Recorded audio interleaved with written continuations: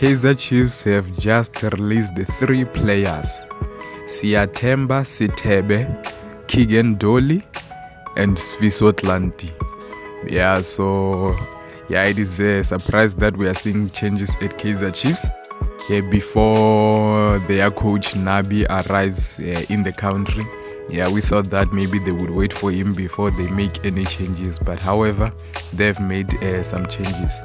But it makes sense because some members of his technical team have arrived in the country, so probably they've assessed players and then they decided that these ones they are letting them go.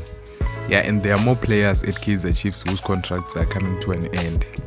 And then when it comes to Sithebe, I think he never actually fit in at Kaizer Chiefs. The Sithebe that we saw at Amazulu is a very different one from the one we are seeing at Kaizer Chiefs. He has not really clicked at Kaizer Chiefs, and his game time has not improved ever since he arrived at Kaizer Chiefs. And also Keagan Dolly, he arrived at Kaizer Chiefs with high expectations, arriving from Montpellier in France. His move was a blockbuster one.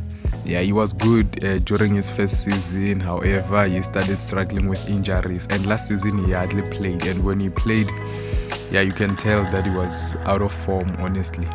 So I'm not surprised that he has been released, since he is also one of the best paid players. So obviously they want to bring in possibly someone who's young and hungry.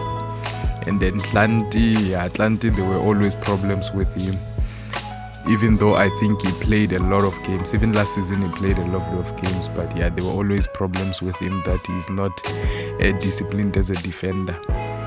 So let me hear your thoughts down below. What do you think of this move by Kaizer Chiefs, and who do you think is going to be released next? Because they have quite a number of players whose contracts are coming to an end at the end of the month, and also there's still the Itumeleng Khune decision that they have to take.